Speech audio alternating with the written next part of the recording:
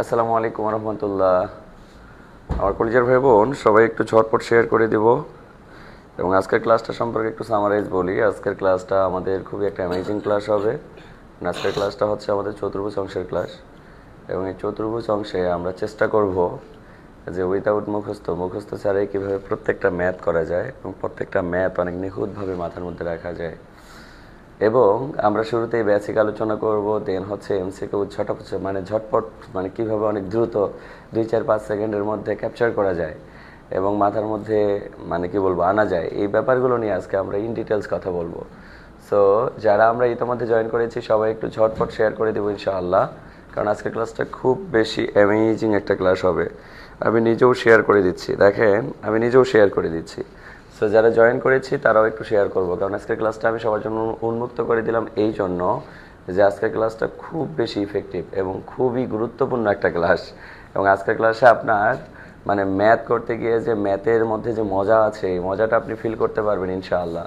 So সবাই একটু ঝটপট শেয়ার করে দেই, পাশাপাশি বন্ধু বান্ধব শুভাকাঙ্ক্ষী যার যেখানে আছে তাদেরকে একটু মেনশন করে বলি যে মামুনুল ভাইয়ের ক্লাস শুরু হয়ে গেছে, আসো ক্লাস করি, একটু ম্যাথের মজা উপভোগ করে আসি। সো সবাই আসসালামু আলাইকুম রহমতুল্লাহ। কেমন আছেন প্রিয় ভাই বোন? আশা করি আল্লাহ সবাইকে অনেক ভালো রেখেছেন। দেখেন, আমরা যেন আপনারা আরো ভালো থাকেন, আপনাদের জীবনটা যেন অনেক সুন্দর হয়, অনেক গুছানো হয় এবং অনেক বেশি পরিকল্পিত হয়, সেই জন্যই কিন্তু আমরা সবসময় জব মেডিসিন টিম আপনাদের জন্য সুন্দর সুন্দর জিনিস নিয়ে হাজির হয়ে যাই। দেখেন, ম্যাথ হচ্ছে একটা বিটির নাম, কারণ আমাদের বেশিরভাগ শিক্ষার্থী বাংলাদেশে আপনি স্টাডি করলে দেখবেন যে বেশিরভাগ শিক্ষার্থী 1 নম্বরে দুর্বল হচ্ছে ভাই ম্যাথে। হ্যাঁ, কিছু কিছু মানুষের আছে ম্যাথ অনেক প্রিয়, অনেক ভালো লাগে, তো সেটা ভিন্ন, কিন্তু বেশিরভাগ শিক্ষার্থী ইন জেনারেলি কিন্তু ম্যাথে দুর্বল। সো ম্যাথের মধ্যে সবচেয়ে গুরুত্বপূর্ণ একটা পার্ট হচ্ছে জ্যামিতি। আর জ্যামিতি থেকে কিন্তু প্রতি বছর আপনি যদি চিন্তা করে দেখেন, বিসিএস বলেন, প্রাইমারি বলেন, নিবন্ধন বলেন, 10 থেকে 20 গ্রেড বলেন, ইভেন নার্সিং পরীক্ষা বা অন্যান্য পরীক্ষাও যদি চিন্তা করেন, 1-2টা মার্কস কিন্তু থাকেই, অনেক সময় আরো বেশিও থাকতে পারে। বিশেষ করে বৃত্ত, চতুর্ভুজ, এগুলো তো স্যার ভালো জানে আসলে। তো এই জিনিসগুলো আসলে একেবারে মুখস্থ ছাড়া কিভাবে পানি পানি স্টাইলে আপনি মাথার মধ্যে রেখে দিতে পারেন, ইভেন সেটা আজীবন পর্যন্ত রেখে দিতে পারেন, সেই স্টাইলগুলো কিন্তু আলহামদুলিল্লাহ বা সেই টেকনিকসগুলো কিন্তু স্যার অসাধারণভাবে শেয়ার করে থাকেন। এবং স্যারের ক্লাসগুলো করার পর আপনার মনে হবে আপনি 1 বছর পরে, 2 বছর পরেও যদি কোনো একটা জায়গায় কাজে লাগাইতে চান, এই জিনিসগুলো কিন্তু কাজে লাগাইতে পারবেন, অর্থাৎ আপনার আজীবন মনে থাকবে ইনশাআল্লাহ। কারণ আমরা সময় দেখি পড়ি, হয়তো যখন পড়ি তখন পারি, পরে আর পারি না।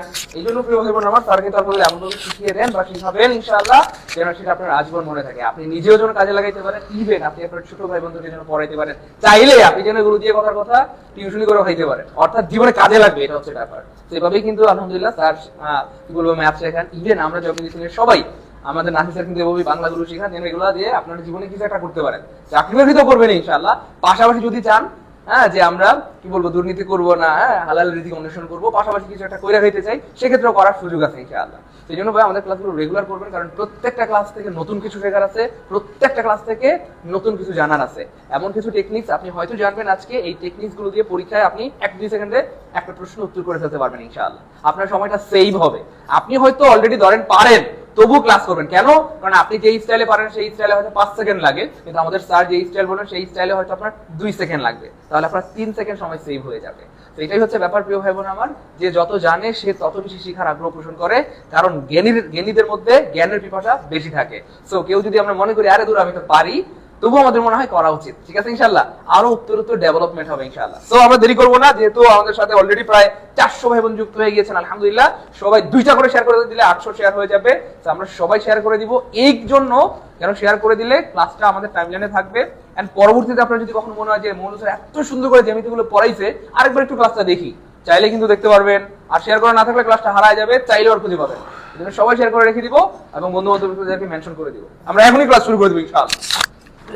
ওকে পরিচয় ভাই বোন, আমরা শুরুতে যে কাজটা করব সেটা হচ্ছে জ্যামিতির বেসিক জিনিসগুলো একটু জানার চেষ্টা করবো। আর বেসিকগুলো জানানোর পরেই কিন্তু আমরা প্রশ্নের মধ্যে চলে আসবো এবং সব আপডেট কোশ্চেনগুলো আমরা সলিউশন করার চেষ্টা করবো ইনশাআল্লাহ। আজকের স্লাইডটা আমি রাখার চেষ্টা করেছি নিবন্ধন কেন্দ্রিক, 10 থেকে 20তম গ্রেড কেন্দ্রিক, অর্থাৎ 10 থেকে 20তম গ্রেড যাদের ড্রিম হচ্ছে না আমার একটা খুব দ্রুত জব দরকার, তাদের জন্য আজকে ম্যাজিক থাকবে ইনশাআল্লাহ। এবং পুরো ক্লাসটাকে অনেক বেশি এনজয় করতে পারবেন, অনেক বেশি এনজয় করতে পারবেন। আমার কলেজের ভাই বোন একটা জিনিস মনে রাখবেন, বাস্তবতা অনেক কঠিন। রংপুর থেকে বলছেন, রংপুরে আমি একটু বলে নিই, আগামী 2 দিন আমি হচ্ছে আগামীকালকে এবং আগামী পরশু আমি 2 দিন হচ্ছে 2 জায়গায় থাকবো। অর্থাৎ যারা দিনাজপুরের আছেন, দিনাজপুর জব মেডিসিন শাখায় হচ্ছে আমি আগামীকালকে থাকবো। এবং শুধু দিনাজপুরে আমাদের একটা শাখা না, দিনাজপুরে কিন্তু আমাদের সব মিলে 2টা শাখা। একটা হচ্ছে হাবিব রবির পাশে অর্থাৎ হাজী দানেশ বিজ্ঞান ও প্রযুক্তি বিশ্ববিদ্যালয়ের পাশের শাখা, আর একটা হচ্ছে শহরে, দিনাজপুর শহরে বা সদরে। দিনাজপুর শহরে থাকবো হচ্ছে সকাল 10টায়, সকাল 10টায় হচ্ছে দিনাজপুর শহরে থাকবো। আর বিকাল 3টায়, বিকাল 3টা এবং 5টায় থাকবো হচ্ছে হাবিব রবির পাশে অর্থাৎ হাজী দানেশ বিজ্ঞান ও প্রযুক্তি বিশ্ববিদ্যালয়ের পাশে। সো সবাই আমাদের জব মেডিসিনের শাখায় চলে আসবেন এবং একদম নতুন ব্যাচ শুরু করা হবে। সো অফলাইনে একটু দাওয়াত দিয়ে দিলাম আপনাদেরকে, হ্যাঁ, অফলাইনে দাওয়াত দিয়ে দিলাম। এবং যারা রংপুরবাসী আছেন, রংপুরবাসীর জন্য 5 তারিখে হবে খেলা। অর্থাৎ 5 তারিখে আমরা কি করব, বিকাল 3টায়, বিকাল 3টায় আমাদের একটা জমজমাট সেমিনার হবে। এই সেমিনারে যারা উপস্থিত থাকবে তারা 50% ছাড়া তো ভর্তির সুযোগ পাবেই। এছাড়াও আরও মজা আছে। মজাটা হচ্ছে একদম লেকচার 1 থেকে পড়ার জন্য একদম নতুন ব্যাচে ভর্তি হওয়ার সুযোগ থাকবে। যাই হোক, রংপুর জব মেডিসিন শাখা এবং দিনাজপুর জব মেডিসিন শাখায় আপনারা একটু যোগাযোগ করলে পেয়ে যাবেন। কলিজার ভাই বোন, আমরা একটু মনোযোগ দিয়ে প্রথম প্রশ্নটা একটু দেখার চেষ্টা করি এবং আমি প্রশ্নের সাথে সাথে আপনাদেরকে বোঝানোর চেষ্টা করব। দেখেন, প্রথম প্রশ্নটা আপনাকে কি বলেছে, বলতেছে কোনটি সামান্তরিকের ক্ষেত্রফল নির্ণয়ের সূত্র, কোনটি সামান্তরিকের ক্ষেত্রফল নির্ণয়ের সূত্র। আজকের পর আপনাকে আমি একটা ক্ষেত্রফল নির্ণয়ের মজা দেখাই দিই। দেখেন, যখনই আপনাকে ক্ষেত্রফল বের করতে বলবে, এই ক্ষেত্রফল বের করার নিনজা টেকনিক আছে। নিনজা টেকনিকটা হচ্ছে, মনে করেন আপনি একটা আয়তক্ষেত্র আঁকলেন, খুব মনোযোগ দিতে হবে। মনে করেন আপনি একটা আয়তক্ষেত্র আঁকলেন, কি আঁকলেন, একটা আয়তক্ষেত্র আঁকলেন। বলেন তো আয়তক্ষেত্রের সমকোণ কোথায়? সব জায়গায় সমকোণ আয়তক্ষেত্রের থাকে। তা আয়তক্ষেত্রের এটা একটা সমকোণ, এটা একটা সমকোণ হইলে এই সমকোণ সংলগ্ন যে 2টা বাহু দেখবেন, এই 2টা বাহুর গুণফলই হবে আপনার কি ক্ষেত্রফল। তো আমরা আয়তক্ষেত্রের ক্ষেত্রফল আমরা যদি সমকোণ সংলগ্ন 2 বাহুর গুণফল বলি, সমকোণের এই যে নিচে যে জিনিসটা আমরা দেখতে পাচ্ছি এটার নাম কি বলেন? এটার নাম হচ্ছে দৈর্ঘ্য। আর এটার নাম কি বলেন? এটার নাম হচ্ছে প্রস্থ। যার কারণে সমকোণ সংলগ্ন 2 বাহুর গুণফল হয়ে যায় দৈর্ঘ্য গুণন প্রস্থ। তাহলে আমাকে যদি বলা হয় আয়তক্ষেত্রের ক্ষেত্রফল ইকুয়াল কি, আপনি কি বলবেন? দৈর্ঘ্য গুণন প্রস্থ। কিন্তু আপনাকে যদি বলা হয় সামান্তরিকের ক্ষেত্রফল, কার ক্ষেত্রফল? সামান্তরিকের ক্ষেত্রফল, তখন আপনি কি করবেন? দেখেন, সামান্তরিকের ক্ষেত্রফল কিভাবে মনে রাখা যায়। সামান্তরিকের ক্ষেত্রফল, তো আপনি একটা সামান্তরিক আঁকলেন, এটা একটা সামান্তরিক, খুব মনোযোগ দিতে হবে, এটা একটা সামান্তরিক। আচ্ছা, এই সামান্তরিকে কি কোনো সমকোণ আছে? নাই।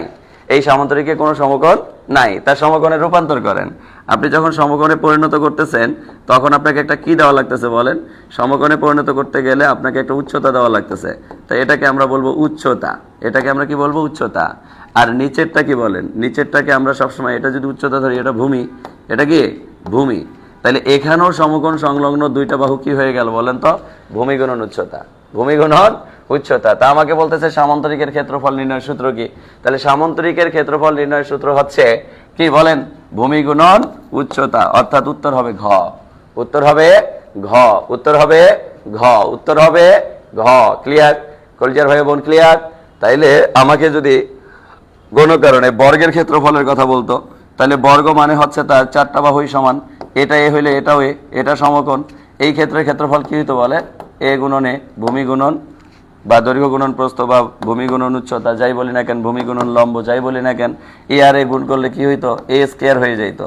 এক কথায় আমরা মনে রাখবো সমকোণ সংলগ্ন 2 বাহুর গুণফলই হচ্ছে, হ্যাঁ, একজন বলছেন রম্বস কেমনে হবে। আচ্ছা, রম্বসের ব্যাপারটা ক্লিয়ার করে দেই। রম্বসের ক্ষেত্রফলটাও আমি একটু ক্লিয়ার করে দেই। দেখেন, আপনি যখন রম্বস আঁকবেন, আপনি যখন রম্বস আঁকবেন, এটা একটা রম্বস, এটা একটা রম্বস। তা রম্বসের একটা মজার মেথড হচ্ছে রম্বসের সবগুলো বাহু সমান থাকে। এটা এ হইলে এটাও এ, এটাও এ, এটাও এ। কিন্তু সবচেয়ে মজার যে জিনিসটা সেটা হচ্ছে আপনি যখন একটা রম্বসকে কর্ণ দ্বারা বিভক্ত করবেন তখন তারা সমকোণে বিভক্ত হয়। তার মানে আপনি মনে করেন একটা কর্ণ আঁকলেন, এখানে আপনি আরো একটা কর্ণ আঁকলেন। কর্ণ আঁকলে যে ব্যাপারটা হয়, এই বাহুটার ওপর এই যে কর্ণটা, এরা একে অপরের সাথে লম্বিকভাবে ছেদ করার কারণে প্রত্যেক জায়গায় 90 ডিগ্রি করে কোণ তৈরি হয়, 90 ডিগ্রি করে কোণ তৈরি হয়। আশা করছি বুঝতে পারছেন। এবার একটা জিনিস ফিল করেন, আপনার ক্ষেত্রফল মানেই কি? ক্ষেত্রফল মানেই সমকোণ সংলগ্ন দুই বাহুর গুণফল। তাইলে সমকোণ সংলগ্ন দুইটা বাহু কোথায় আছে বলেন তো? সমকোণ সংলগ্ন দুইটা বাহু আছে, এই যে সমকোণ সংলগ্ন দুই বাহু, এই দুইটার এই জায়গায় উচ্চারণ হচ্ছে কর্ণদ্বয়ের গুণফল, কর্ণদ্বয়ের গুণফল। কিন্তু সমকোণটা উৎপন্ন হয়েছে কতটুকু জায়গায়? অর্ধেক জায়গায়। এই জন্য অর্ধেক, এই জন্য কি অর্ধেক, অর্ধেক ইন্টু এবার সমকোণ সংলগ্ন দুই বাহুর গুণফল, সমকোণ সংলগ্ন দুই বাহুর গুণফল। এই সমকোণ সংলগ্ন দুই বাহু যেখানে আবার আমার সমকোণ তৈরি করলো, এদেরকে আমরা কি বলবো? এদেরকে আমরা বলবো কর্ণ। এদেরকে আমরা কি বলবো? কর্ণ। এই জন্য হাফ ইন্টু কর্ণদ্বয়ের গুণফল, হাফ ইন্টু কর্ণদ্বয়ের, হাফ ইন্টু কর্ণদ্বয়ের গুণফল। যারা রম্বস জানতে চাইলেন রম্বসটা বুঝাই দিলাম। কথা কি বুঝতে পারছেন? ইনশাল্লাহ আগামীকাল হাবিব রবিতে দেখা হবে ইনশাআল্লাহ। সবাই চলে আসবেন, হ্যাঁ সবাই চলে আসবেন ইনশাআল্লাহ।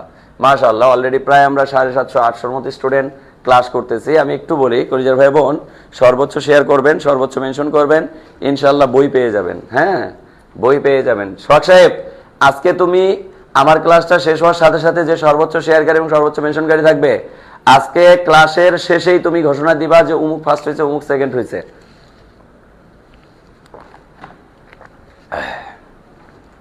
আমি আরেকবার এটা বুঝাই দিই, দেখেন আমি বললাম যে একটা রম্বস আঁকতে গেলে যখন আপনি কর্ণ দ্বারা এদেরকে বিভক্ত করবেন তখন এরা একে অপরকে লম্বিকভাবে ছেদ করে।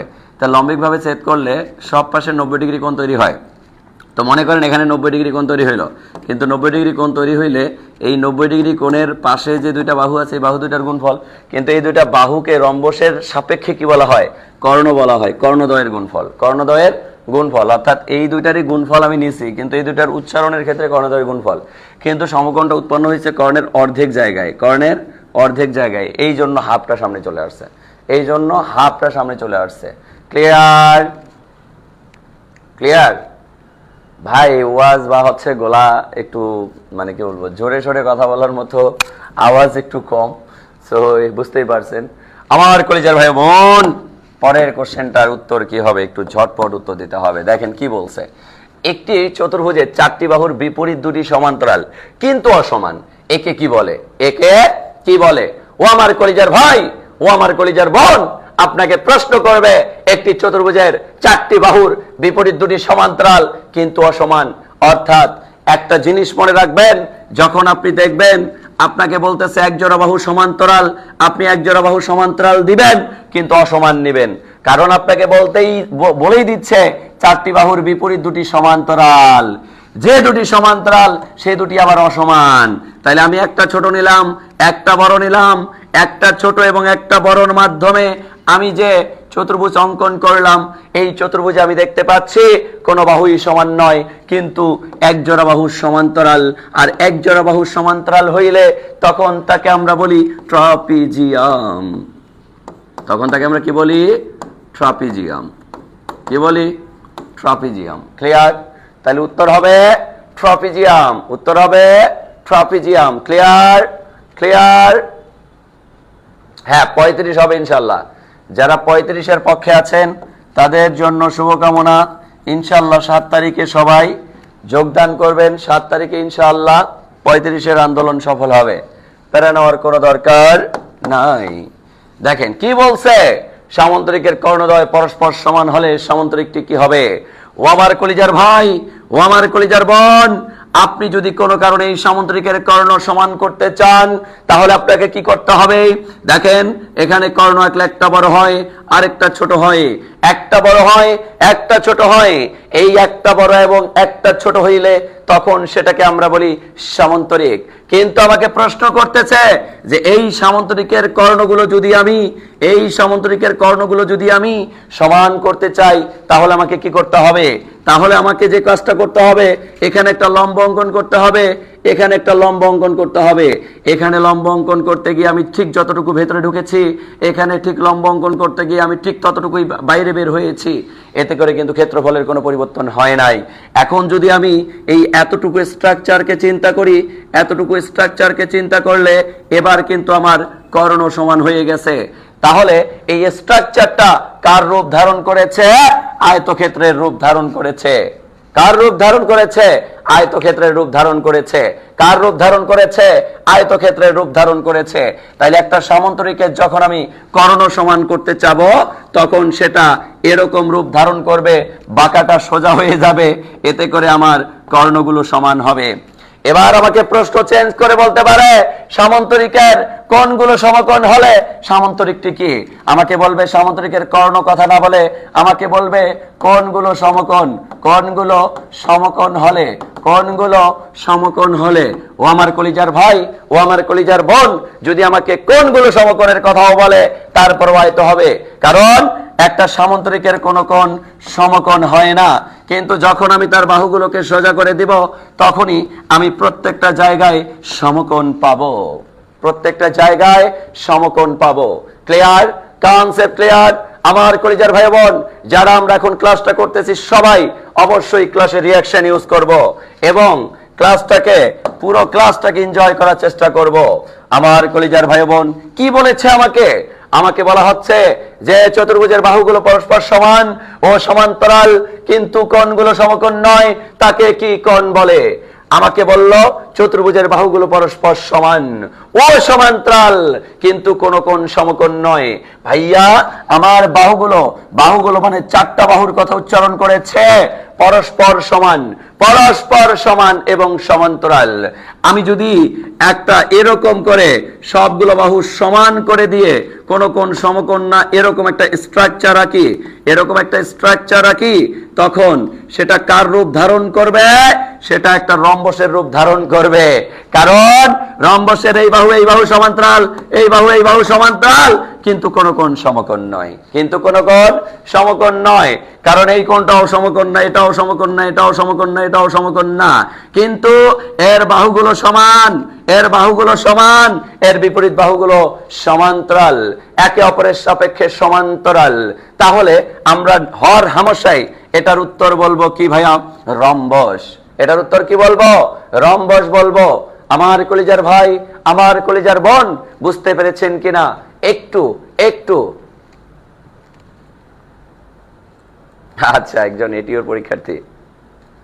তাইলে আমরা বুঝতে পারলাম যে একটা চতুর্ভুজের যদি বাহুগুলো পরস্পর সমান হয়, এই দেখেন বাহুগুলো সমান হয়ে গেল, কিন্তু কোন কোণ সমকোণ না, কোন কোণ সমকোণ না। তাহলে কোন কোণ সমকোণ না হইলে, কোন কোণ সমকোণ না হইলে, কোন কোণ সমকোণ না হইলে তখন সেটাকে আমরা বলবো মিস্টার রম্বস। সেটাকে আমরা কি বলবো? রম্বস বলবো। ক্লিয়ার?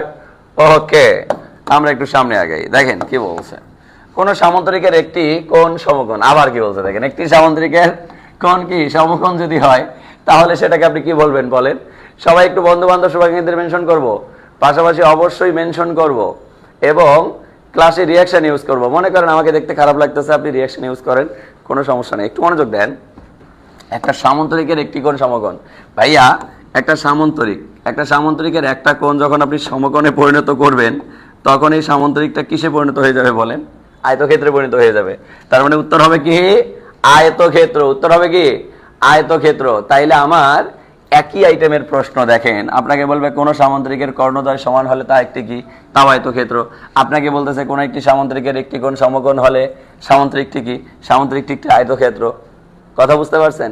এভাবে আপনাকে হর হামেশাই প্রশ্ন বারবার, একই প্যাটার্নের প্রশ্ন বারবার করতেই থাকবে, করতেই থাকবে, করতেই থাকবে। ক্লিয়ার? হ্যাঁ, আমাদের বিসিএস ব্যাচ আছে, ভর্তি হতে পারবেন, কোনো সমস্যা নেই। দেখেন, কোন সামান্তরিকের দুটি সন্নিহিত কোণের একটি এত। ভাই, আমি সন্নিহিত কোণের ব্যাপারটা একটু ক্লিয়ার করি আপনাদেরকে। দেখেন, মনে করেন এটা একটা সরল রেখা, একটা সরল রেখার মধ্যেও যদি দুইটা কোণ থাকে, মনে করেন এটা θ1, এটা θ2, এই θ1 এবং θ2 পরস্পর সন্নিহিত কোণ। কিন্তু আবার যদি মনে করেন একটা সূক্ষ্ম কোণও থাকে আর এখানে দুইটা কোণ থাকে, একটা θ1 একটা θ2, তাও θ1 θ2 পরস্পর সন্নিহিত কোণ। এক কথায় পাশাপাশি দুটি কোণ থাকলেই সেই দুইটাকে আমরা কি বলবো? সন্নিহিত কোণ। মাঝখানে 180 ডিগ্রি হইতে হবে, মাঝখানে 90 ডিগ্রি হইতে হবে, মাঝখানে অমুক ডিগ্রি হইতে হবে, তুমুক ডিগ্রি হইতে হবে, এমন কোনো ম্যান্ডেটরি এখানে কোনো বৈশিষ্ট্য নাই। এক কথায় পাশাপাশি দুটি কোণ থাকলে সে কোণ দুটিকে আমরা কি বলবো? সন্নিহিত কোণ বলবো। কি কোণ বলবো? সন্নিহিত কোণ বলবো। কিন্তু আমাকে বলছে যে কোন সামান্তরিকের কোনো সামান্তরিকের দুটি সন্নিহিত কোণ, সামান্তরিক কথাটা আমাকে উল্লেখ করে দিয়েছে, সামান্তরিকের দুটি সন্নিহিত কোণের একটি 115 ডিগ্রি হলে অপর কোণটি কত ডিগ্রি। এবার আমি একটা আপনাদেরকে ম্যাজিক বলি, দেখেন একটা সামান্তরিকের এই কোণ আর এই কোণ যদি আপনি যোগ করেন, খুব মনোযোগ দিবেন, এই দুইটা কোণ যদি আপনি যোগ করেন তাহলে এই দুইটা কোণের মান আসলে এক্স্যাক্টলি এই পুরো চতুর্ভুজের টোটাল কোণের অর্ধেক হয়। তা চতুর্ভুজের 4 কোণের সমষ্টি হচ্ছে 360 ডিগ্রি। 360কে এই দুইটা কোণ 360-এর অর্ধেক ডিগ্রি অলরেডি দখল করে ফেলছে। তা দখল করে ফেলার কারণে এটাকে যদি আপনি 2 দ্বারা ভাগ করে দেন তাহলে 18 দ্বিগুণে 36 180 ডিগ্রি। তাহলে এরা 180 ডিগ্রি অলরেডি দখল করে ফেলছে, কিন্তু একটা কোণের মান দেওয়া আছে 115 ডিগ্রি। কত ডিগ্রি? 115 ডিগ্রি। তাহলে এটার মান কত?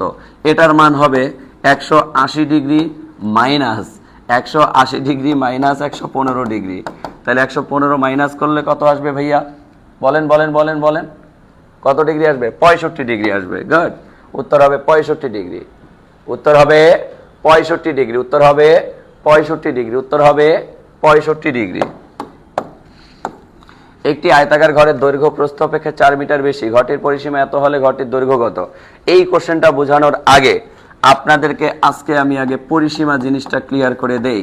আমার কলিজার ভাই, আমার কলিজার বোন সারা জীবন পরিসীমা মুখস্থ করেছেন, আজকের পর থেকে আর কখনোই পরিসীমা মুখস্থ করবেন না।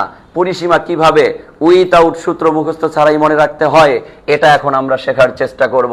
আমাকে একটা আয়তক্ষেত্র বলেছে, আমি একটা আয়তক্ষেত্র আঁকলাম। এই আয়তক্ষেত্রের আমরা জানি বিপরীত বাহুগুলো সমান হয়। এটা এ মানে এটা এ, এটা বি মানে এটা বি। আমাকে যদি পরিসীমার কথা বলা হয় তাইলে আমরা মনে রাখবো যে আজকের পর থেকে পরিসীমা মানেই হচ্ছে সীমানাগুলোর যোগফল। দেখেন তো এই আয়তক্ষেত্রে কয়টা সীমানা আছে? 1 2 3 4টা।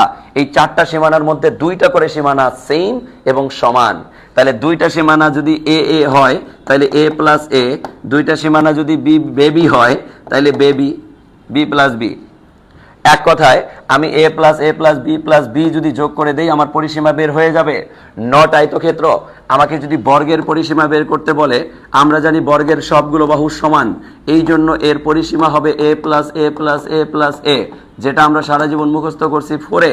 আমাকে যদি সামান্তরিকের পরিসীমার কথা বলা হয়, সামান্তরিকের এটাই হলে এটা এ, এটা বি হলে এটা বি, এখানেও হবে A plus B plus B. এক কথায় সবগুলো বাহুর যোগফল। আমাকে যদি রম্বসের পরিসীমার কথা বলা হয়, রম্বস মানেই আমরা জানি এর 4টা বাহু সমান কিন্তু কোনো কোণ সমকোণ না, এটা এ এটা এ এটা এ এটাও এ, তাইলে এখানে কি হবে? 4-এ। আমাকে যদি বলা হয় একটি ট্রাপিজিয়ামের পরিসীমা কত, তাইলে আমরা জানি ট্রাপিজিয়ামের কোনো বাহু সমান না, এটা এ যদি হয় এটা বি এটা সি এটা ডি, তাহলে এর পরিসীমা কি হবে? A plus B plus C plus D. এক কথায় একটা স্ট্রাকচারে আমার যতগুলো বাহু থাকবে এই বাহুগুলোর যোগফলই হচ্ছে আমার পরিসীমা। এই বাহুগুলোর যোগফলই হচ্ছে আমার পরিসীমা। এই বাহুগুলোর যোগফলই হচ্ছে আমার পরিসীমা। কনসেপ্ট ক্লিয়ার কিনা একটু ঝটপট বলতে হবে।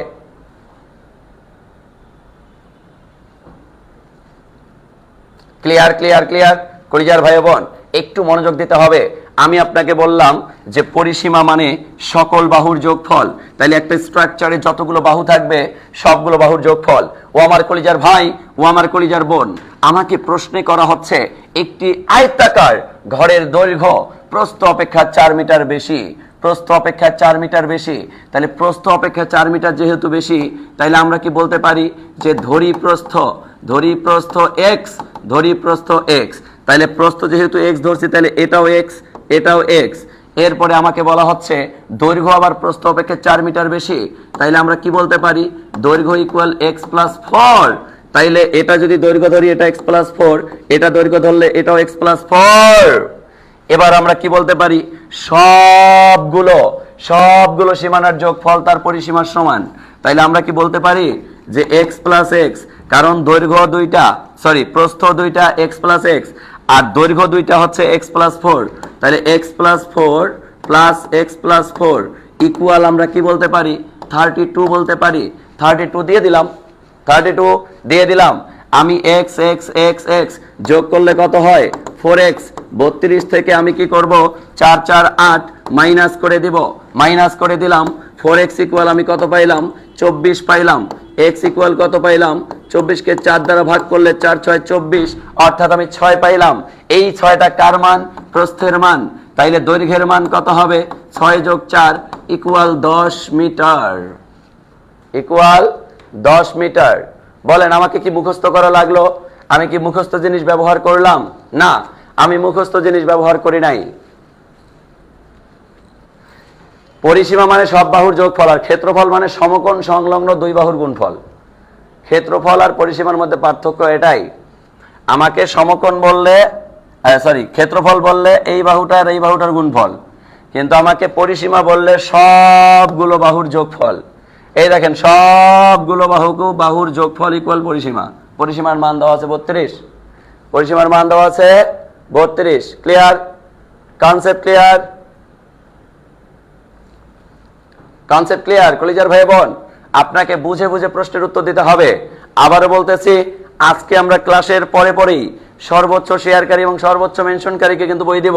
সো যেহেতু সর্বোচ্চ শেয়ারকারী সর্বোচ্চ মেনশনকারী বই পেয়ে যাবেন, তাহলে সর্বোচ্চ শেয়ারকারী এবং মেনশনকারীর মধ্যে থাকতে হবে। আর যারা এখনো ক্লাসে রিয়াকশন দেন নাই, মনে করেন আমারে পছন্দ করেন না, কোনো সমস্যা নেই। আপনি আমার পছন্দ করেন না, তাতে কি হয়েছে? পছন্দ করেন না, একটা হা রিয়াকশন দেন। আর যদি ভালোবাসেন, লাভ রিয়াক্ট দেন। আর যদি একটু বেশি ভালোবাসেন, তাহলে কেয়ার রিয়াক্ট দেন।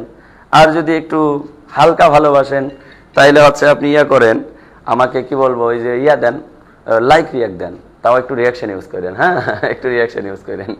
আচ্ছা ঠিক আছে, ওকে ওকে। হ্যাঁ, লিখলেও হবে। 2 × দৈর্ঘ্য যোগ প্রস্থ, একটু মুখস্থ লিখলেন, কিন্তু আমি আপনাকে মুখস্থ থেকে বের করে নিয়ে আসতে বলছি।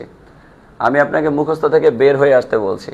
কথা বুঝতে পারছেন? আমি আরেকবার বলতেছি যে আপনাকে যখনই পরিসীমা বের করতে বলবে, আপনি তখন এই চারপাশে যে বাহুগুলো দেখতেছেন, এই সবগুলো বাহুর যোগফলই হচ্ছে আপনার পরিসীমা। তো এখানে এই চিত্র সাপেক্ষে প্রস্থ, তো এটা প্রস্থ, এটা প্রস্থ, এটা এক্স হলে এটাও এক্স, এটা দৈর্ঘ্য, এটা x+4 হলে এটাও x+4।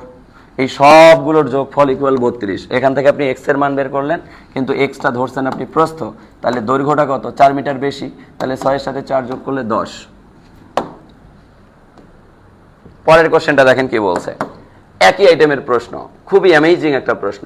তা আমার যা বলছে তা আমাকে বুঝতে হবে। আমি আপনাকে কি বলেছিলাম? আমি আপনাকে কিন্তু বলেছিলাম যে একটা আয়তক্ষেত্রের সমকোণ সংলগ্ন দুই বাহুর গুণফল। এবার দেখেন আপনাকে কি বলছে। আপনাকে বলতেছে দৈর্ঘ্য প্রস্থের দ্বিগুণ। তাইলে ধরি প্রস্থ এক্স, ধরি প্রস্থ, কারণ প্রস্থটা সবসময় ছোট হয়, আর দৈর্ঘ্য হচ্ছে প্রস্থের দ্বিগুণ। তাইলে দৈর্ঘ্য কত বলেন? দৈর্ঘ্য হচ্ছে 2x, দৈর্ঘ্য হচ্ছে 2x। তাইলে আমরা কি বলতে পারি? এই যে প্রস্থ x আর দৈর্ঘ্যটা হচ্ছে 2x, আর এটা সমকোণ, এই সমকোণ সংলগ্ন দুই বাহুর গুণফলই হচ্ছে আমার ক্ষেত্রফল। তাইলে আমরা এটাকে কি বলতে পারি? এটাকে আমরা বলতে পারি x গুণন 2x ইকুয়াল, আমরা বলতে পারি 1250। 1250 x আর 2x গুণ করলে কি হয়? 2x square. 2x square equal 1250। তাহলে x স্কয়ার ইকুয়াল কি? 1250 কে 2 দ্বারা ভাগ করেন, ভাগ করলে হবে 625। 625। তাহলে আমরা আবার কি বলতে পারি? x square equal 625, x equal √625। এই রুটের মানটাকে বের করা খুবই সহজ। 25 কে বলা যায় 5, আর 6 এর আশেপাশে বর্গ যায় এমন সংখ্যা হচ্ছে 2 দ্বিগুণে 4, 3 3 9। 2 দ্বিগুণে মানে 2 এর উপর বর্গ করলে 4 পাওয়া যায়, যা 6 থেকে ছোট, এই জন্য 2, অর্থাৎ 25। অর্থাৎ 25 উত্তর হবে কিন্তু আমার দেখেন x এর মান 25। তাহলে x এর মান 25 আমি দিলাম, 2x এর মান কত হবে? 25 গুণন 2, অর্থাৎ 2 গুণন 25 ইকুয়াল 50। এই 50টা হচ্ছে আমার দৈর্ঘ্যের মান। আমাকে দৈর্ঘ্য চেয়েছে, তাহলে প্রস্থ পাইলাম 25 আর দৈর্ঘ্য পাবো 25 গুণন 2 ইকুয়াল 50। ক্লিয়ার? Concept clear? বলেন, কঠিন ছিল? কঠিন ছিল? কলিজার ভাই বোন, একটু ঝটপট উত্তর দিতে হবে। হ্যাঁ, সমকোণ সংলগ্ন দুই বাহুর গুণফলই হচ্ছে ক্ষেত্রফল। এই যে সমকোণ সংলগ্ন, একটা বাহু হচ্ছে x আর একটা বাহু হচ্ছে 2x, x গুণন 2x ইকুয়াল 1250। x গুণ করলে x স্কয়ার আর 2, তাহলে 2x square equal 1250। x square equal 2 দ্বারা ভাগ করলাম, 625 পাইলাম। x square equal 625, x equal √625। √625 কে আমরা কত লিখতে পারি? 25 লিখতে পারি। কত লিখতে পারি? 25 লিখতে পারি। ক্লিয়ার? Concept clear? বলেন। তাহলে আমরা কি মুখস্থ করতেছি? আমার ব্রেইন আমাকে সাপ্লি সূত্র বের করার নিনজা মেথড বলে দিচ্ছে। দেখেন, খুবই অ্যামেজিং একটা কোশ্চেন। আপনাকে বলতেছে যে দৈর্ঘ্য প্রস্থের অনুপাত এত, তো কোনো সমস্যা নেই, আয়তাকার বলছে। আয়তাকার বললে আপনি একেবারে চোখ বন্ধ করে টেকনিক্যালি মানগুলোকে বের করে ফেলতে পারবেন। আপনার আবার পরিসীমা বলছে, তাহলে একটা আয়তক্ষেত্র আঁকেন। একটা আয়তক্ষেত্র আঁকছেন, আঁকার পর দেখেন এই যে 1 যেটাকে বলছে এটা হচ্ছে প্রস্থ, আর এই যে 3 যেটাকে বলছে এটা হচ্ছে দৈর্ঘ্য। তা আমি প্রস্থটাকে ধরে নিলাম 1x বা শুধু x, আর দৈর্ঘ্যটাকে ধরে নিলাম 3 মানে হচ্ছে 3x। কিন্তু এটা x মানে এটাও x, এটা 3x মানে এটাও 3x। এবার সবগুলোর যোগফল হচ্ছে তার পরিসীমার সমান। তাহলে আমরা কি বলতে পারি? 3x plus 3x plus x plus x equal কত? 200, কারণ পরিসীমা হচ্ছে 200। তাহলে এবার দেখেন 3 3 6 7 8 8x, 8x ইকুয়াল 200। তাহলে আমরা x ইকুয়াল কি বলতে পারি? 200 ভাগ 8, 8 দুগুণে 16, হ্যাঁ 8 দুগুণে 16, 5 8 কত? 40। তাহলে আমার হইল 25। এই 25টা হচ্ছে আমার x এর মান, 25টা হচ্ছে আমার x এর মান। তাহলে 3x এর মান কত হবে বলেন? 3x এর মান হবে 3 গুণন 25, 3 25 75, 3 25 75, বা এটা হবে 3 গুণন 75, সরি 25, তাহলে 3 25 75। তাহলে দেখেন এটা হচ্ছে সমকোণ, এই সমকোণ সংলগ্ন দুইটা বাহুর মধ্যে দুইটাই পেয়ে গেলাম, একটা পাইলাম 25 আর একটা পাইলাম 75। তাহলে ক্ষেত্রফল ইকুয়াল কি হবে বলেন? সমকোণ সংলগ্ন দুই বাহুর গুণফল 75 গুণন 25, 75 গুণন 25, অর্থাৎ 1875 আসবে, 1875। তার মানে উত্তর হবে আমার ক। গুণ করলে 1875, গুণ করলে 1875। ক্লিয়ার? ক্লিয়ার সবাই? ক্লিয়ার? আমি কি মুখস্থ করাইলাম? আমি বললাম পরিসীমা মানে সবগুলোর যোগফল, সবগুলোর যোগফল ইকুয়াল 200, এটা দেওয়া আছে। এখান থেকে আমি x এর মান বের করলাম, xটা হচ্ছে আমার প্রস্থ 25, তাহলে দৈর্ঘ্য হবে 3 গুণন 25, 3 25 75। একটা জিনিস দেখেন, এটা যদি সমকোণ হয় তাহলে সমকোণ সংলগ্ন একটা বাহু হচ্ছে আমার প্রস্থ আর একটা হচ্ছে আমার দৈর্ঘ্য। তাহলে প্রস্থের মান জানলাম 25, দৈর্ঘ্যের মান জানলাম 75। ক্ষেত্রফল ইকুয়াল দুই বাহুর গুণফল, সমকোণ সংলগ্ন দুই বাহুর গুণফল। সমকোণ সংলগ্ন দুইটা বাহুর মধ্যে একটা 25, একটা 25, একটা 75, একটা 75, দুটাকে গুণ করলে পাইলাম 1875। এই 1875 হচ্ছে আমার সঠিক উত্তর। Clear? Clear clear clear clear clear? বলেন ক্লিয়ার কিনা কলিজার ভাই বোন? পরের কোশ্চেনটা আমাকে কি বলেছে দেখেন, খুব অ্যামেজিং একটা প্রশ্ন। একটি সরলরেখার উপর অঙ্কিত বর্গের ক্ষেত্রফল ওই সরলরেখার 1/4 উপর অঙ্কিত বর্গের ক্ষেত্রফলের কত গুণ? এই কোশ্চেনগুলো প্রচুর পরিমাণে আসে। আপনাকে বুঝতে হবে যে আমাকে কি বলেছে। একটি সরলরেখার উপর অঙ্কিত বর্গের ক্ষেত্রফল, একটা সরলরেখা আঁকলেন, এটার উপর মনে করেন এটা একটা সরলরেখা, এটার উপর একটা বর্গ আঁকলেন, এটার উপর একটা বর্গ আঁকলেন। এই বর্গ, এই সরলরেখার আবার 1/4 যদি আপনি নেন, 1/4 যদি আপনি নেন, একটা অংশ, দুইটা অংশ, তিনটা অংশ, চারটা অংশ, এতটুকুর উপর যদি আপনি বর্গ আঁকেন, তাহলে 1/4 উপর অঙ্কিত বর্গের ক্ষেত্রফলের কত গুণ এই বড়টা? এই বড়টা মনে রাখবেন। এখানে একটা জিনিস মনে রাখবেন, এ পাশে 4টা, এ পাশে 4টা, এ পাশে 4টা, এ পাশে 4টা, 4 × 16টা, অর্থাৎ 1/4 বললে 16 গুণ হবে। কত গুণ হবে? 16 গুণ হবে। সব পাশ দিয়ে 4টা 4টা করে তৈরি হয়ে গিয়ে দেখা যাবে যে এই জায়গায় টোটাল বর্গ থাকবে 16টা, ছোট বর্গ থাকবে 16টা। তার মানে এই 16টার ক্ষেত্রফল মিলে এই বড়টা। তার মানে আমরা বলতেই পারি যে 1/4 উপর অঙ্কিত বর্গের ক্ষেত্রফলের 16 গুণ হবে এই বড় সরলরেখার ক্ষেত্রফলের মান।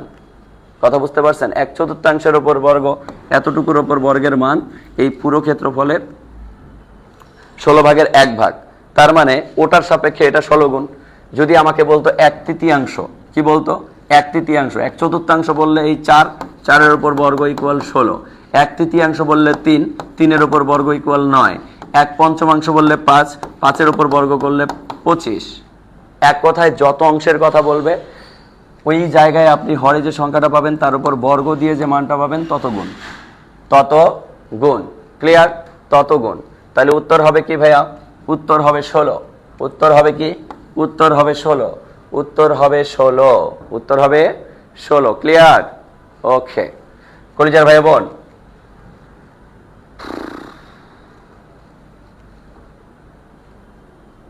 তাহলে আবার বলতেছি, 1/4 বললে 4-এর উপর বর্গ 16, 1/3 বললে 3-এর উপর বর্গ 9, 1/5 বললে 5-এর উপর বর্গ 25।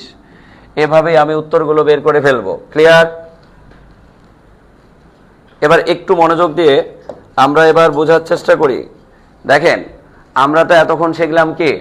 এতক্ষণ আমরা যা শিখছি আলহামদুলিল্লাহ, শুকরিয়া। এখন আমরা শিখবো যে আসলে বাস্তবতা কি জিনিস, একটু বাস্তবতা বোঝাই। কলিজার ভাই, কলিজার বোন, মনে রাখবেন, আজকে আপনি হেলায় বেলায় সময় নষ্ট করতেছেন, এই সময় আর ফেরত পাবেন না। এই সময় আপনি হেলায় থাকলেও আপনার পাশের এক ভাই ঠিকই কাজে লাগাচ্ছে। অর্থাৎ যে কাজে লাগাচ্ছে সে দেখবেন আপনার ঠিক 2 মাস আগে সফল হবে, কিন্তু আপনি 2 বছর পরেও সফল হতে পারবেন না। কারণ যে 2 মাসে কঠোর পরিশ্রম করা দরকার সে করেছিল, কিন্তু আপনি ওই 2 মাস পরিশ্রম না করার কারণে পরবর্তীতে সার্কুলার না পেয়ে আপনাকে 2 বছর পরিশ্রম করে ওই জবটা পাওয়া হচ্ছে না, বা ওই জবটার নাগাল আপনি পাচ্ছেন না, বা ওই জবটা আপনার কপালে আর জুটতেছে না। আপনি দোষ দিচ্ছেন ভাগ্যের, আসলে ভাগ্যের দোষ না, আপনার সবচেয়ে বড় দোষটা হচ্ছে আপনার ফাঁকিবাজিতার দোষ। অর্থাৎ আপনি কি লেভেলের, চরম লেভেলের ফাঁকিবাজ ছিলেন এটা আপনি খুব ভালোভাবে জানেন। সো এই অ্যাঙ্গেল থেকে আমি আপনাকে বলবো যে পড়াশোনা করেন মনের মাধুরী মিশিয়ে, মনকে সতেজ রেখে। কারণ এই আপনি পড়াশোনা না করার কারণে অপমান করতেছেন আপনার বাবাকে, অপমান করতেছেন আপনার মাকে, আপনি বোঝা হয়ে থাকতেছেন আপনার সমাজের। আপনার সমাজ আপনাকে সম্মান দিচ্ছে না, আপনার বাবাকে সম্মান দিচ্ছে না, আপনার মাকে সম্মান দিচ্ছে না, আপনার পরিবারকে সম্মান দিচ্ছে না। সময় চলে গেলে সাধন হবে না, সময় চলে গেলে সাধন হবে না। সময় যেহেতু চলে গেলে সাধন হবে না, এটা মাথায় রেখে আপনাকে অনবরত পড়াশোনা করতে হবে। আপনার বাবা চাতক পাখির মতো চেয়ে আছে আমার ছেলে একটা চাকরি পাবে, আর আমাকে কল দিয়ে বলবে বাবা আমি চাকরি পেয়েছি, আর আপনার বাবা গর্ব করবে আপনাকে নিয়ে, আমার ছেলে অমুক মন্ত্রণালয়ে চাকরি করে, অমুক জায়গায় চাকরি করে, অমুক জায়গায় চাকরি করে। এই যে একটা গর্বের ব্যাপার, এটা আপনি চাইলেই অর্জন করিয়ে দিতে পারেন আপনার বাবাকে, কিন্তু আপনি দিচ্ছেন না, আপনি দিচ্ছেন না। ও আমার কলিজার ভাই, ও আমার কলিজার বোন, না দেওয়ার কারণে আপনার বাবা, আপনার মা প্রতিনিয়ত আপনাকে শিক্ষিত করার কারণে অপমানিত হচ্ছে। যে মূর্খ ছেলে যে ঢাকায় এসে 10,000 15,000 ইনকাম করে বাবাকে পাঠাচ্ছে, তারাও গর্ব করে, তার বাবাও গর্ব করে, আপনার শিক্ষিত ছেলের শিক্ষিত বাবাকে অপমান করতেছে। কিও তোমার ছেলে শিক্ষিত হয়েছে, কিন্তু আলটিমেটলি তোমাকে তো 1 টাকাও ইনকাম করে দেয় না। আর আমার ছেলে দেখো মূর্খ হলেও সেই 6, 7, 8, 10 বছর বয়স থেকে আমাকে টাকা ইনকাম করে দেওয়া শুরু করছে, এখনো দিচ্ছে। আমার ছেলে এখন পর্যন্ত মিনিমাম 30 লাখ টাকা ইনকাম করে দিয়েছে। আর তুমি কি করেছো? তুমি তোমার ছেলের জন্য 30 লাখ টাকা খরচ করেছো, বিনিময়ে তোমার ছেলে তোমাকে কি দিচ্ছে? কিছুই দিচ্ছে না। সেটা মাথায় রেখে পড়াশোনা করেন। আপনার বাবা আপনাকে পড়াশোনা করিয়েছে একমাত্র আপনার সফলতা দেখার জন্য, একমাত্র আপনার একটা ভালো পজিশন দেখার জন্য। আপনি আপনার ভালো একটা পজিশন ডেভেলপ করেন, আর পুরো সমাজের মধ্যে একটা আলোকিত মানুষ হওয়ার চেষ্টা করেন, সমাজের মুখে একটা আইডল হওয়ার চেষ্টা করেন। সময় গেলে আপনি কখনো আর এই আগের সময়গুলোকে ব্যাক পাবেন না। এটা মাথায় রেখে আপনাকে পড়াশোনা করতে হবে। কলিজার ভাই, কলিজার বোন, একটু মনোযোগ দেন। আমি আপনাদেরকে যা বোঝাতে চাচ্ছি সেটা হচ্ছে যে, মনে করেন আজকে একটা সার্কুলার দিল, আমি জাস্ট আপনাদেরকে একটা ছোট্ট করে একটা ব্যাপারে একটু সজাগ করার চেষ্টা করি। দেখেন, আমরা জানি বাংলাদেশে একটা সার্কুলার আছে, এই সার্কুলারটা হচ্ছে 10 থেকে 20তম গ্রেডের সার্কুলার। এই 10 থেকে 20তম গ্রেডে আমাকে প্রিলি প্লাস লিখিত প্রস্তুতি নিতে হয়। আমাকে প্রিলির প্রস্তুতিও নিতে হয়, লিখিত প্রস্তুতিও নিতে হয়। তাইলে প্রিলির পাশাপাশি যখন আমি লিখিত প্রস্তুতি নিব, এই লিখিত প্রস্তুতি, প্রিলি প্রস্তুতি একসাথে কম্বাইন্ডলি নেওয়ার জন্য বাংলাদেশে এখন পর্যন্ত কোনো প্রতিষ্ঠান স্টেপ নেয়নি। কিন্তু আমরা জব মেডিসিন আপনাকে একটা গুছালো ফরম্যাটে প্রস্তুতি নেওয়ানোর জন্য, প্রিলির পাশাপাশি লিখিত প্রস্তুতি শতভাগ কভারেজ করার জন্য আমরা আপনার প্রস্তুতিকে সাহান্বিত করতে পারবো। কারণ একটা জিনিস মনে রাখবেন, গুছালো প্রস্তুতি 3 বছরের প্রস্তুতির জায়গায় 3 মাসের পড়াশোনাকে কভারেজ করে দিতে পারে। আপনি 3 বছরে যা ক্যাপচার করবেন, আপনি গুছালো প্রস্তুতিতে 3 মাসে তা ক্যাপচার করতে পারবেন। সো সময় থাকতে সাধন করতে হবে। এবং এই 10 থেকে 20তম গ্রেডের একটা মজার ব্যাপার হচ্ছে, প্রতি সপ্তাহে সার্কুলার থাকে, প্রতি সপ্তাহে সার্কুলার থাকে, প্রতি সপ্তাহে কোনো না কোনো মন্ত্রণালয়ে সার্কুলার থাকে, প্রতি সপ্তাহে সার্কুলার থাকে। তা আমার কথা হচ্ছে, যেহেতু প্রতি সপ্তাহে সার্কুলার থাকে, সেহেতু এই জবটা আপনার কাছে খুব নিট। বিকজ আপনার যদি মনে হয় আমি 4 মাস 5 মাসের মধ্যে আমার একটা জব নিট, বিভিন্ন মন্ত্রণালয়ের জবগুলো আমার খুব প্রয়োজন, তাহলে আমি বলবো আপনি একবার প্রিলিও লিখিত বেস প্রস্তুতি নিতে পারলে, ভালোভাবে প্রস্তুতিটা শেষ করতে পারলে, আপনি দেখবেন প্রথমে একটা মন্ত্রণালয়ে চাকরি পাইলেন, এটা মনে হলো আপনার কাছে ছোট, এরপরে আপনি দেখতেছেন গ্রেড, গ্রেড দেখে দেখতেছেন আরেক মন্ত্রণালয়, সেখানে চাকরি দিয়ে সেখানেও টিকে গেলেন, একটার পর একটা, একটার পর একটা, একটার পর একটা টিকতেই থাকবেন। তখন আপনি কোনটা রেখে কোনটা ধরবেন এরকমটা ফিল হবে। কিন্তু এই 10 থেকে 20তম গ্রেডে স্টুডেন্টরা না টেকার পেছনে মূল রিজন হচ্ছে প্রিলিতে সবাই টেকে, কিন্তু লিখিতর সিলেবাসই অনেকে বোঝে না। কিন্তু আমরা চেষ্টা করেছি লিখিতর পরিপূর্ণ একটা প্রস্তুতি আপনাদেরকে নেওয়ানোর জন্য। সোহাগ সাহেব, 10 থেকে 20তম গ্রেডের এক সেট হাইলাইটস নিয়ে আসো। আমরা চেষ্টা করেছি আমাদের হাইলাইটসগুলোতে প্রিলির প্রস্তুতির পাশাপাশি লিখিত প্রস্তুতি শেষ করানোর জন্য। অর্থাৎ আপনি যখন প্রিলির প্রস্তুতি নেবেন, এই প্রিলির প্রস্তুতির সাথে আপনার অটোমেটেড লিখিত প্রস্তুতি হয়ে যাবে। অর্থাৎ আমরা কি করেছি, আপনি প্রিলির প্রস্তুতি নেওয়ার পরে আপনি লিখিতর জন্য কি কি পড়বেন, কোন কোন জিনিসগুলো পড়বেন, কোন কোন মেথড ফলো করবেন, এই পুরো মেথডগুলো কিন্তু আমরা আমাদের হাইলাইটসে প্রিলির সাথে লিখিততে যুক্ত করে দিয়েছি। আমি শুধুমাত্র আমার ম্যাথটা নিয়ে আপনাদের সাথে একটু কথা বলি। দেখেন, ম্যাথটা দেখলে আপনাদের মন প্রাণ কলিজা ঠান্ডা হয়ে যাবে। আপনি একটু দেখার চেষ্টা করেন। আমি যখন ম্যাথের পেজটা উল্টাইলাম, উল্টানোর সাথে সাথে আমি দেখতে পাচ্ছি উপরে দেওয়া আছে আমাদের প্রিলির সিলেবাস। এই যে প্রিলির যে একটা খুবই সুন্দর সিলেবাস, এই সিলেবাসের পরেই আমি দেখাইলাম যে 10 থেকে 20তম গ্রেডে যেসব অধ্যায় থেকে শুধুমাত্র লিখিত প্রশ্ন 90% আসে, এই সব অধ্যায়গুলো কি কি? এই সব অধ্যায়গুলো ক্রয় মূল্য, বিক্রয় মূল্য, শতকরা, নল চৌবাচ্চা, গতিবেগ, সুদ কষা, মান নির্ণয়, উৎপাদক বিশ্লেষণ, জ্যামিতি, পরিমিতি, এই কয়টা অধ্যায় থেকে শুধুমাত্র লিখিত প্রশ্ন আসে। বাকি অধ্যায়গুলো কিন্তু আপনাকে লিখিতের জন্য পড়তে হবে না। এবং সবচেয়ে মজার ব্যাপার হচ্ছে শুরুতে লিখিতর সকল প্রশ্ন দেওয়া, শুরুতে লিখিত এর জন্য সকল প্রশ্ন দেওয়া। এবং সবচেয়ে মজার ব্যাপার হচ্ছে আপনি যখন ভেতরের কোন একটা অধ্যায় বের করবেন, তখন ওই প্রশ্নটা যদি আপনার লিখিতর জন্য গুরুত্বপূর্ণ হয়, আমরা কি করেছি, লিখিত সমাধানও দিয়ে দিয়েছি। দেখেন এখানে একটা ছোট্ট ম্যাথ দেখাই। যেমন পার্সেন্ট বৃদ্ধি পেলে খরচ ব্যবহার কমানো থেকে আপনার 10 থেকে 20তম গ্রেডের লিখিত প্রশ্ন আসে। এই জায়গায় আমরা কি করলাম, এই প্রশ্নটা দিলাম, এই প্রশ্নটার মাঝে আমরা এমসিকিউ সমাধান দিলাম মুখে মুখে করার জন্য 2 লাইনে। কিন্তু আপনার যদি লিখিত পরীক্ষায় আসে, লিখিত পরীক্ষায় যাতে আপনি কমন পান, এই জন্য পাশে লিখে দিয়েছি 10 থেকে 20তম গ্রেডের লিখিত পরীক্ষার জন্য গুরুত্বপূর্ণ, এবং এখানে লিখিত সমাধান দিয়ে দিয়েছি। অর্থাৎ যে প্রশ্নগুলো লিখিতের জন্য গুরুত্বপূর্ণ, প্রত্যেকটা প্রশ্নের পাশে কিন্তু আমরা রিটেন সমাধান দিয়ে দিয়েছি। এই দেখেন রিটেন সমাধান, এই যে প্রশ্ন, রিটেন সমাধান, এমসিকিউ সমাধান, এভাবে প্রত্যেকটা জায়গা পার্ট বাই পার্ট আমাদের কিন্তু এখানে গুছানো। বুঝতে পেরেছেন কলিজার ভাই বোন?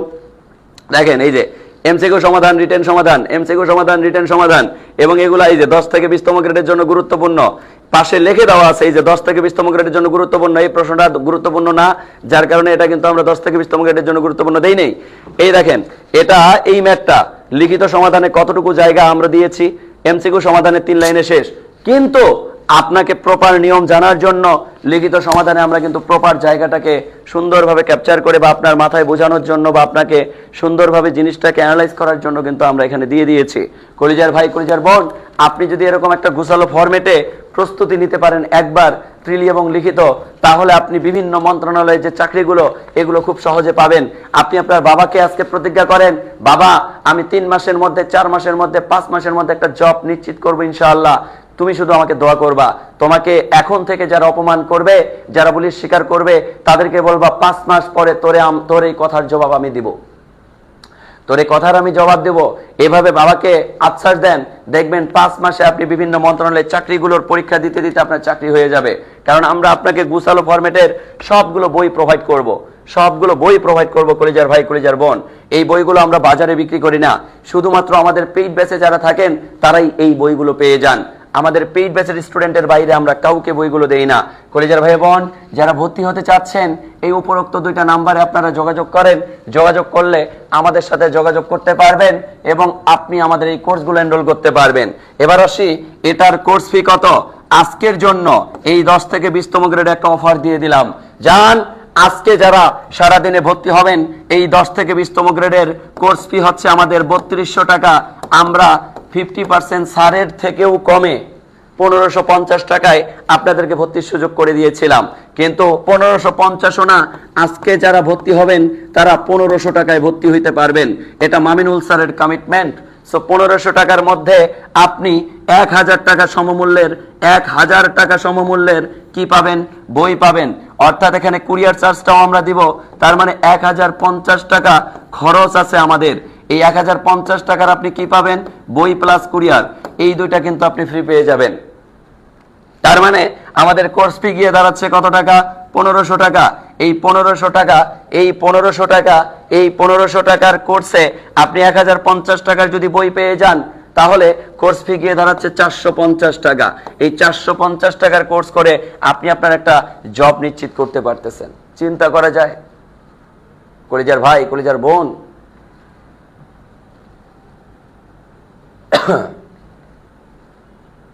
এখানে আমাদের সবকিছু পড়ানো হয়, শুধু গণিত না। আমাদের এখানে বাংলা, ইংরেজি, জিকে, ম্যাথ, একেবারে অল প্রস্তুতি। আপনি দেখেন আমাদের যে হাইলাইটস গুলো আছে, হাইলাইটস গুলো আপনার সবগুলো সাবজেক্টের জন্য আলাদা আলাদা, সবগুলো সাবজেক্টের জন্য আলাদা আলাদা। আপনারা ভর্তি হইলে আপনাদেরকে আমরা এরকম একটা ব্যাগ দিয়ে, এই বইগুলো দিয়ে আমরা হচ্ছে আপনাকে কুরিয়ার করে পাঠিয়ে দিব ইনশাআল্লাহ। এটা কি অনলাইন নাকি অফলাইন? এটা অনলাইন। Online fee. অফলাইনে আপনারা মিরপুরে এসে ভর্তি হতে পারবেন, আমাদের মিরপুর শাখায় অফলাইনে এসে ভর্তি হতে পারবেন। অফলাইনে ভর্তি হলে লাইব্রেরি ফ্যাসিলিটিস পাবেন। লাইব্রেরি ফ্যাসিলিটিস সহ আমাদের কোর্স ফি এই 10 থেকে 20তম গ্রেডের মাত্র 4500 টাকা। আপনি 3 থেকে 4 মাস লাইব্রেরি ফ্রি পাবেন। আর বাংলাদেশের অন্যান্য যে জায়গাগুলো আছে যেমন রংপুর, দিনাজপুর, এগুলো শাখাও আমাদের 10 থেকে 20তম গ্রেড প্রাইমারি নিবন্ধনের কোর্সগুলো চলমান আছে। আমাদের দিনাজপুরে শাখা আছে, তারপরে হচ্ছে রংপুরে শাখা আছে, বগুড়াতে শাখা আছে, তারপরে টাঙ্গাইলে শাখা আছে। টাঙ্গাইল শাখাটায় আপনারা ভর্তি হতে পারবেন, বগুড়া শাখাও আপনারা ভর্তি হতে পারবেন। আমরাই ক্লাস নিয়ে থাকি। এরপরে আমরা যদি এই সাইডে বলি, কক্সবাজারের শাখা আছে, কক্সবাজার শাখায় ভর্তি হতে পারবেন, আমরাই ক্লাস নিয়ে থাকি। এরপরে বরিশালের শাখা আছে, পটুয়াখালীতে শাখা আছে, আমাদের খুলনাতে শাখা আছে, আমাদের গোপালগঞ্জে শাখা আছে জব মেডিসিনের। অর্থাৎ এই অফলাইন শাখাগুলোতে গিয়েও আপনি সরাসরি ভর্তি হয়ে কিন্তু আপনি ক্লাস পরিচালনা করতে পারবেন আমাদের সাথে। কথা কি বুঝতে পেরেছেন কলেজের ভাই বোন? হাসতে মদের মানা, এক্স্যাক্টলি হাসতে আসলেই মানা। কারণ এই মোমেন্টে আপনার হাসির কোনো মূল্য নাই। যেদিন আপনি সফল হবেন আপনার হাসিটা বড় একটা হাসিতে পরিণত হবে। বগুড়ার কোথায়? বগুড়ার আপনারা হচ্ছে কে আজিজুল হক কলেজের ঠিক পাশেই, কলেজের একদম ফ্রন্টে, কলেজের সামনে, কলেজ গেটের সামনে জব মেডিসিন। হাইলাইটস গুলো অনেক সুন্দর এবং অস্থির গুছানো, মাশাআল্লাহ, জাযাকাল্লাহ খাইরা।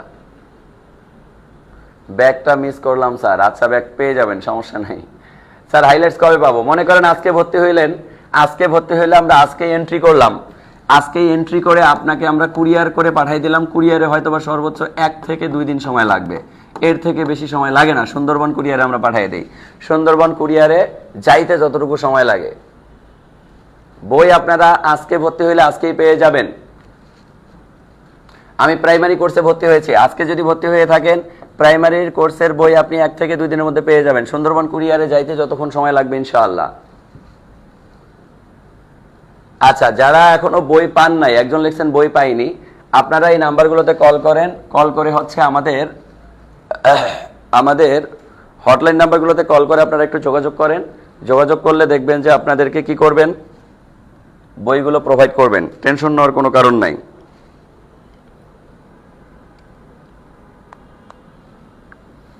কথা কি বুঝতে পেরেছি? আর কারো কোনো কোশ্চেন থাকলে আমাকে কোশ্চেন করতে পারেন।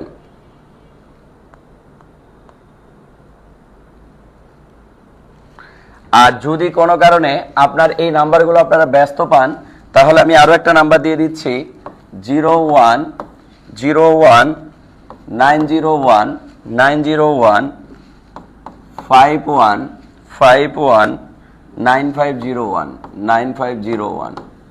এই 01 এর জায়গায় 2 বসাইতে পারেন, 3 বসাইতে পারেন, 4 বসাইতে পারেন, 5 বসাইতে পারেন, 6 বসাইতে পারেন, 7 বসাইতে পারেন। সব আমাদের হটলাইন নাম্বার, আমাদের হটলাইন নাম্বারে চলে আসবে। কিশোরগঞ্জে শাখা খোলেন, কিশোরগঞ্জে আস্তে আস্তে যাবে, আমরা তাড়াহুড়া করি না। স্যার 1050 টাকা কয়টা বই পাবো? 4টা বই পাবেন, 4টা সাবজেক্টের 4টা বই পাবেন, 4টা সাবজেক্টের 4টা প্রপার বই পাবেন। স্যার যারা আগে ভর্তি হয়েছে তাদের জন্য কি ছাড় আছে? হ্যাঁ, যারা আগে ভর্তি হয়েছে তারা 1550 টাকা না, তারা মাত্র 1000 টাকায় ভর্তি হতে পারবে, তারা মাত্র 1000 টাকায় ভর্তি হতে পারবে ইনশাআল্লাহ। বিসিএস ভর্তি, হ্যাঁ বিসিএস এর কোর্স আছে, বিসিএস এর কোর্সে ভর্তি হতে পারবেন মাত্র 3000 টাকায়, এর মধ্যে 2000 টাকার বই পাবেন। কোর্স কতদিন চলবে? কোর্সটা আমরা শেষ করব 4 থেকে 5 মাসের মধ্যে, এবং সবচেয়ে মজার ব্যাপার হচ্ছে এই ক্লাসগুলো আজীবন রেকর্ড থাকবে, আজীবন রেকর্ড থাকবে, এই ক্লাসগুলো আজীবন রেকর্ড থাকবে, যখন খুশি তখন আপনি ক্লাস করতে পারবেন। আরেকটা ব্যাপার ক্লিয়ার করি, আমাদের কোর্সে ভর্তি হয়ে যদি আমাদের ক্লাস কোয়ালিটি, কোনো স্যারের ক্লাস কোয়ালিটি খারাপ লাগে, যে না অমুক স্যার ক্লাস খারাপ নিচ্ছে, বা হচ্ছে স্যারদের কোয়ালিটি অ্যান্ড কোয়ান্টিটিতে আমার মানে সন্দিহান মনে হচ্ছে, তাহলে আপনি আপনার টাকাটা রিফান্ড নিয়ে নিতে পারবেন, কোনো সমস্যা নেই, আপনি আপনার টাকাটা রিফান্ড নিতে পারবেন। কারণ এটা জব মেডিসিন, জব মেডিসিন সবসময় কমিটমেন্টে বিশ্বাসী, এবং জব মেডিসিন সবসময় ডেডিকেশনে বিশ্বাসী।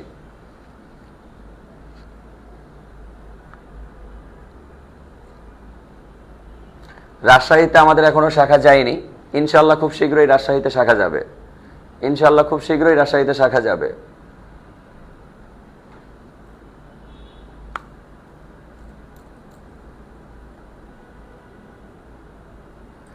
স্যার আমি তো অন্য ব্যাচে ভর্তি ছিলাম, যারা অন্য ব্যাচে ভর্তি ছিলেন তারা মাত্র 1000 টাকায় ভর্তি হইতে পারবেন। নীলফামারীর কথায় পাবো? নীলফামারীর কোথাও পাবেন না, নীলফামারী আমার জেলা, আমার জেলা হচ্ছে নীলফামারী। নীলফামারী আমাদের এগুলাতে আসলে কোর্সে ভর্তি হইলে কেবলমাত্র আমরা কোর্সের স্টুডেন্টদেরকে বই দিই, আমরা বাইরের কোনো স্টুডেন্টের কাছে বই সেল করি না, বাইরের কোনো স্টুডেন্টের কাছে আমরা বই সেল করি না। নারায়ণগঞ্জ কোথায় কি শাখা আছে? না, নারায়ণগঞ্জে এখন আমাদের শাখা যায়নি, তবে খুব শীঘ্রই শাখা যাবে। কিশোরগঞ্জেও শাখা যাবে ইনশাআল্লাহ, পাবনাতেও শাখা যাবে, টেনশন নাই।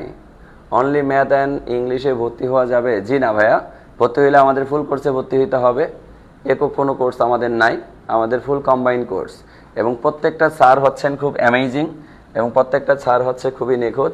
সো আপনি নিশ্চিন্তায় ভর্তি হইতে পারেন। আপনি ভর্তি হইলেন, আপনি ওই যে 2টা সাবজেক্টের কোর্সে ভর্তি হইলেও একটা সময় আমি শুধু আমার ম্যাথ পড়াইয়া ম্যাথের কোর্স ফি নিতাম 3000 টাকা, 3000 টাকা নিতাম। তো ওই জায়গায় আপনি এখন কি পাচ্ছেন? আপনি ফুল প্রস্তুতি নিতে পারতেছেন। সো কলেজের ভাই বোন, ঠিক আছে, সবাই ভালো থাকেন, সুস্থ থাকেন, সবার সুস্থতা কামনা করে এখানেই শেষ করলাম। আল্লাহ হাফেজ। আর যারা ভর্তি হইতে চান তারা উপরের নাম্বার, ওখানে 2টা নাম্বার দেওয়া আছে, এখানে একটা নাম্বার 0190151950 030405, এই নাম্বারগুলোতে কল করবেন। আর শুধুমাত্র আজকের জন্য অফারটা 1500 টাকা, এটা আগামীকালকে থেকে ভর্তি হইলে আপনাদেরকে কিন্তু ওই 3200 টাকার জায়গায় 1550 টাকা মিনিমাম দিতে হবে, আর ম্যাক্সিমাম এটার কোর্স ফি আবার 2000 টাকাও চলে যেতে পারে। কথা কি বুঝতে পেরেছেন?